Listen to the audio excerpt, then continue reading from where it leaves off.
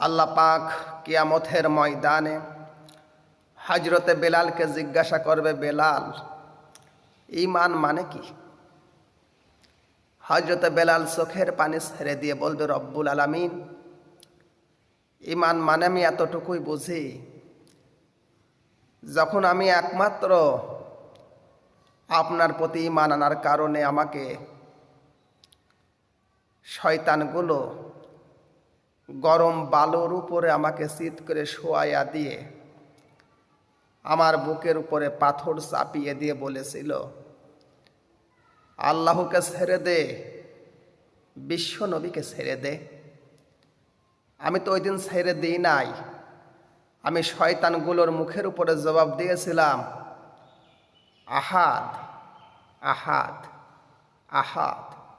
আমার জীবন চলে গেলেও আমি আল্লাহকে ছেড়ে দিতে পারবো না।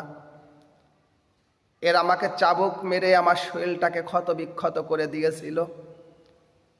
অনেক ওজন পাথরটা আমার বুকের উপর চাপিয়ে দিয়েছিল। এরা আমাকে নির্যাতন করেছিল। আমি তারপরেও বলেছি, আল্লাহ এক, আল্লাহ অদ্বিতীয়, আল্লাহর কোনো শরিক নেই। আমি তাগুতের সামনে মাথা নত করি নাই। আমাকে শয়তানগুলো বারবার বলেছিল, বেলাল, ইসলামটাকে ছেড়ে দাও, তোমাকে ক্ষমা করে দেব। আমি বলেছিলাম, তোমরা তওবা করে ফিরে এসো, আল্লাহর দিকে ধাপিত হয়ে যাও। এক বেলাল যদি এখান থেকে ইসলামের জন্য মারা যায়, বাংলার জমিনে নাই, তামাম পৃথিবীতে লক্ষ লক্ষ বেলাল তৈরি হয়ে যাবে, জন্ম নেবে। আমাকে ওই দিন খুব নির্যাতন করেছিল। উত্তপ্ত গরম বালির উপরে আমাকে চিৎ করে শোয়াইয়া দিয়ে বুকের উপর পাথর চাপিয়ে দিয়েছিল। আল্লাহ, আপনি আমাকে বলেছেন ঈমান কাকে বলে? আল্লাহ, ঈমান মানে উত্তপ্ত বালির উপর আমাকে চিৎ করে যখন শোয়াইয়া দিয়ে পাথরটা বুকের উপর চাপিয়ে দিয়েছিল, আমি মনে করি ঈমান হচ্ছে ওইটাই। সুবহান আল্লাহ।